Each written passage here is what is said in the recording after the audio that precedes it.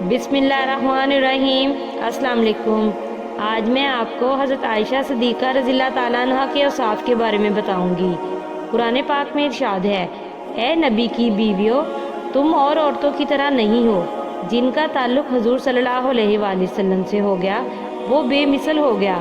عورتیں تو بے شمار ہیں، مگر جن عورتوں کا حضور صلی اللہ علیہ وآلہ وسلم سے شرف زوجیت ہو گیا، جو حضور صلی اللہ علیہ وآلہ وسلم کے حرم میں آ گئی، ان کے متعلق اللہ تعالیٰ نے ارشاد فرمایا، اے نبی کی بیویوں، تمہارا رتبہ، تمہاری شان، تمہاری عظمت دنیا کی سب عورتوں سے اعلیٰ ہے، کیونکہ تمہارا تعلق اعلیٰ رسول صلی اللہ علیہ وآلہ وسلم سے ہو گیا۔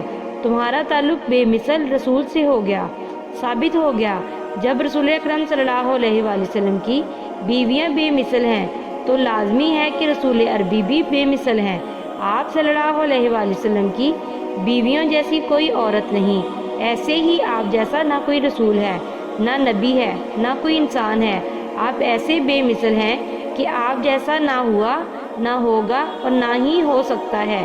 اب سنو تذکرہ حضرت عائشہ صدیقہ رضی اللہ تعالیٰ عنہ کا۔ حضرت خدیجہ الکبریٰ کے وصال کے بعد حضور اداس اور غمگین رہتے تھے۔ صحابہ کرام حضور صلی اللہ علیہ وآلہ وسلم کی اداسی سے پریشان تھے۔ ایک دن خولہ بنت حکیم صحابیہ حضور صلی اللہ علیہ وآلہ وسلم کی خدمت اقدس میں حاضر ہوئیں اور عرض کیا، یا رسول اللہ صلی اللہ علیہ وآلہ وسلم، اگر آپ کی اجازت ہو تو میں آپ کے نکاح کی بات کروں۔ سرور کائنات نے فرمایا، کہاں بات کرو گی؟ عرض کیا، حضرت ابوبکر صدیق سے عائشہ کی بات کروں گی۔ حضور صلی اللہ علیہ وآلہ وسلم نے ہاں کر دی۔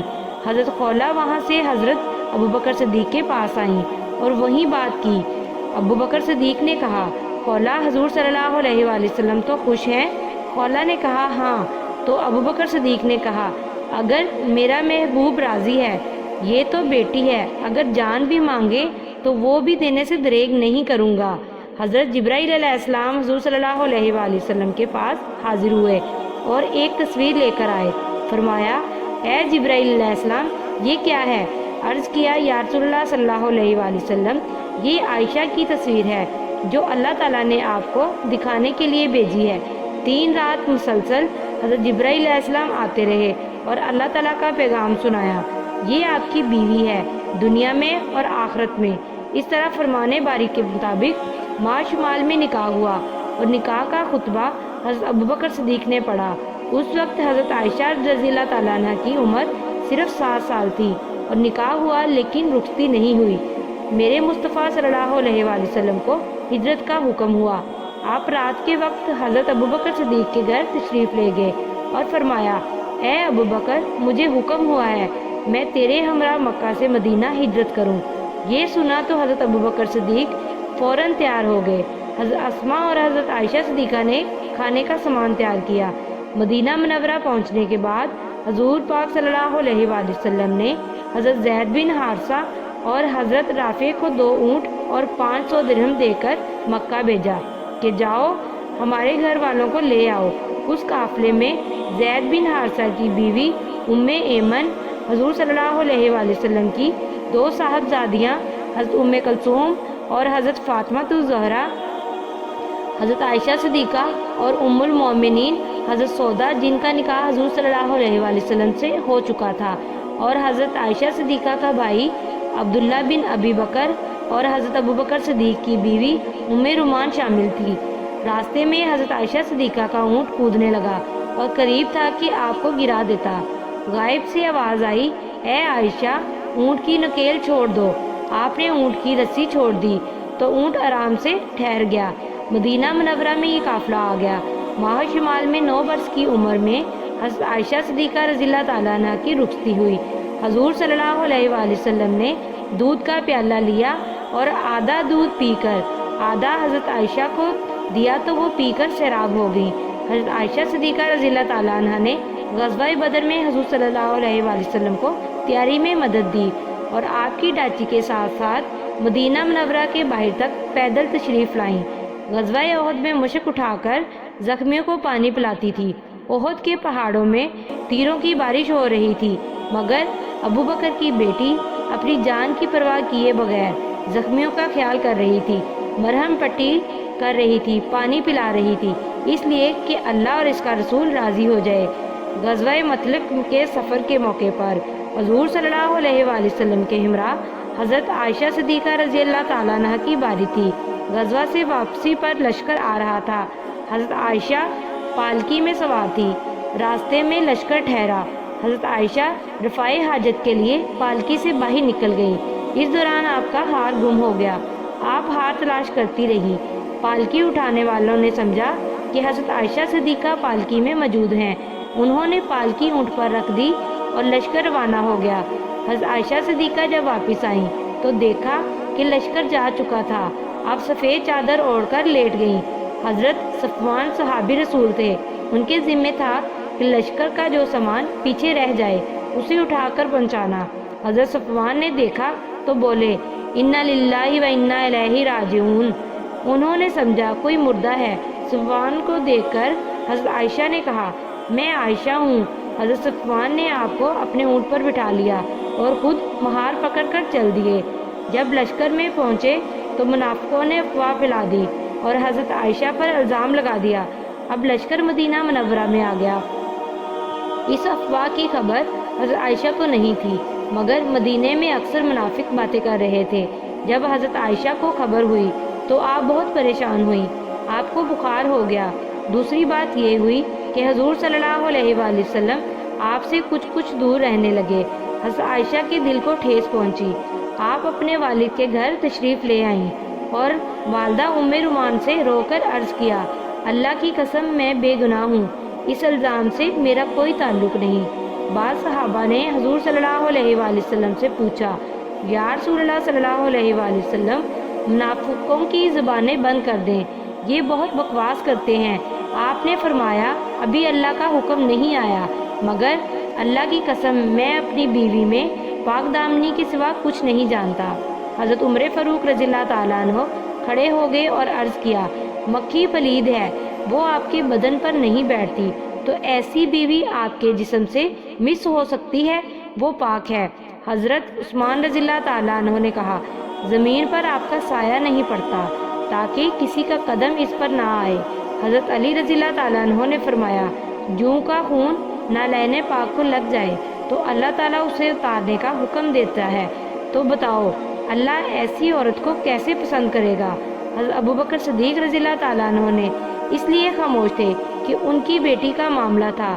حضور صلی اللہ علیہ وآلہ وسلم حضرت ابوبکر صدیق کے گھر تشریف رکھتے تھے کہ اچانک آپ پر وحی کے اثار ظاہر ہونے لگے۔ آپ کو پسینہ آ گیا اور آپ وحی الہی میں محو ہو گئے۔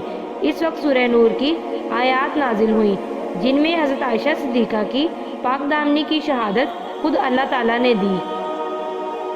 دیکھو عائشہ صدیقہ کی شان مبارکہ۔ حضرت جبرائیل علیہ السلام وحی سنا کر چلے گئے اور حضور صلی اللہ علیہ وآلہ وسلم نے فرمایا، اے عائشہ تجھے مبارک ہو، تیری پاک دامنی کی شہادت خود اللہ تعالیٰ نے دی ہے۔ پھر سورہ نور کی آیات پڑھ کر سنائیں۔ حضرت عائشہ صدیقہ فرماتی ہیں، میں فوراً اٹھی اور سرکار دو عالم صلی اللہ علیہ وآلہ وسلم کے قدموں میں گر گئی۔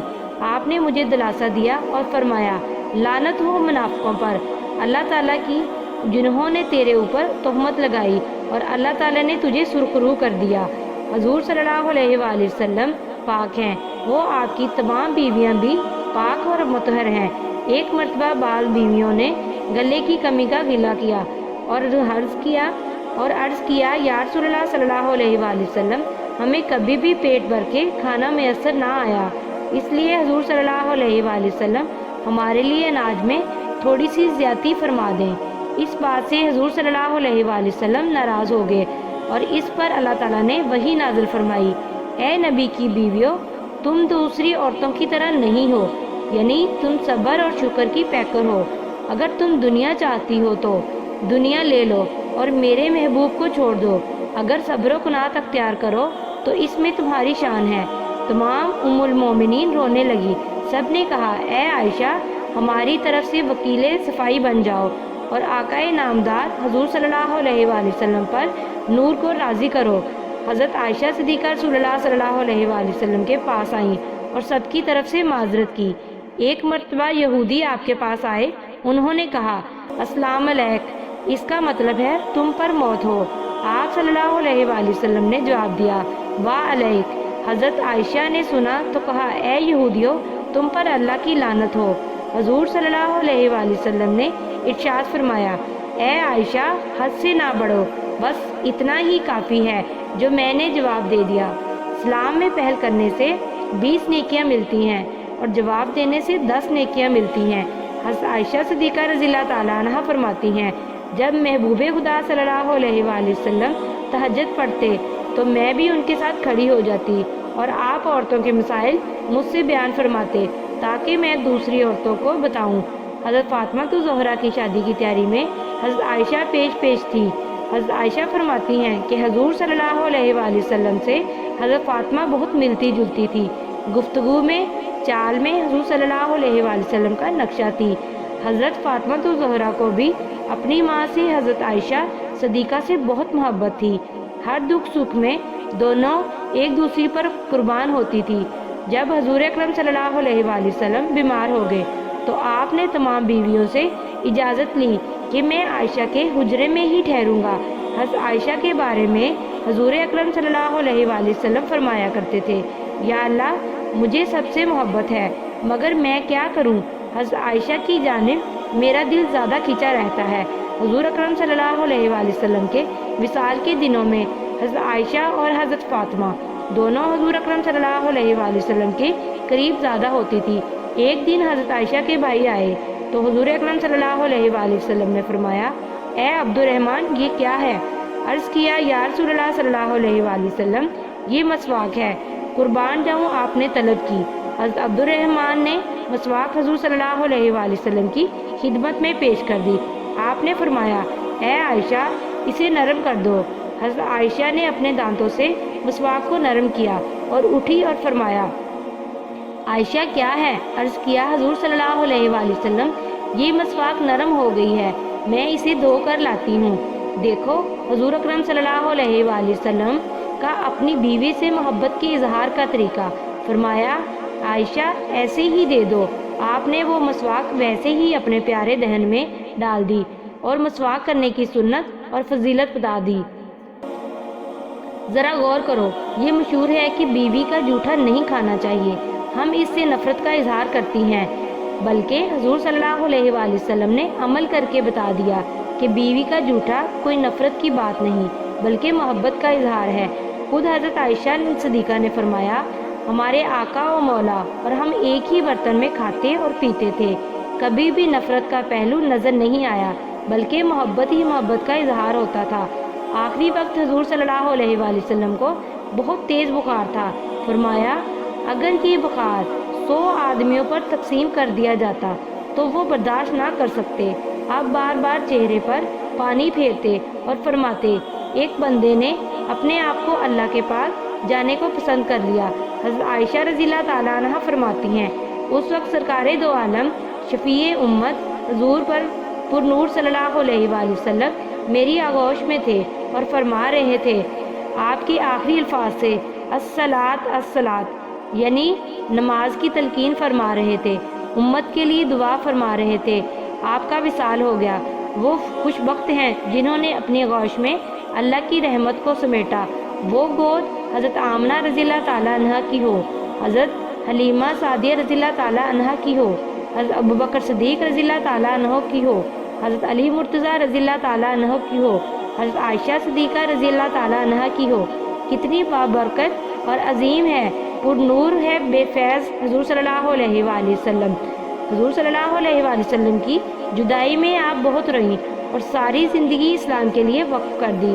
صحابہ کرام آپ سے مسائل پوچھا کرتے تھے، مدینہ منورہ کی عورتیں آپ کے پاس جمع ہو جاتی اور حضور صلی اللہ علیہ وآلہ وسلم کے بارے میں، آپ کے کمالات، آپ کے معجزات، آپ کے معاملات اور آپ کی عبادت کے بارے میں گفتگو کرتی۔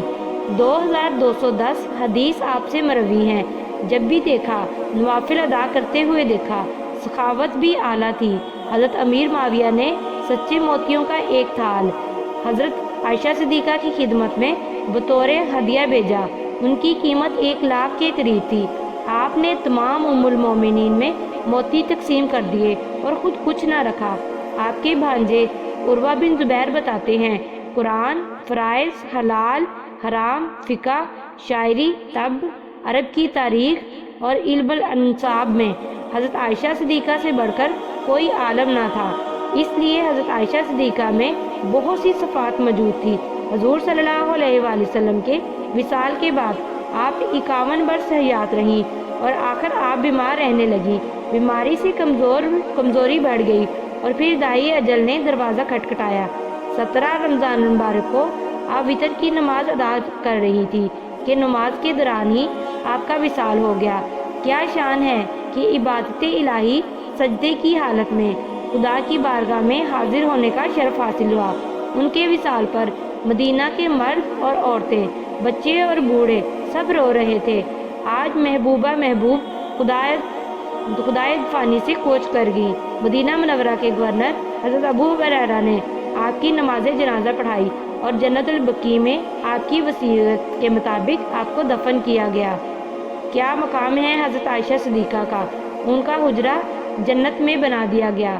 وہاں صبح شام 70 ہزار فرشتے آ کر درود اور سلام پڑھتے ہیں۔ جزاک اللہ۔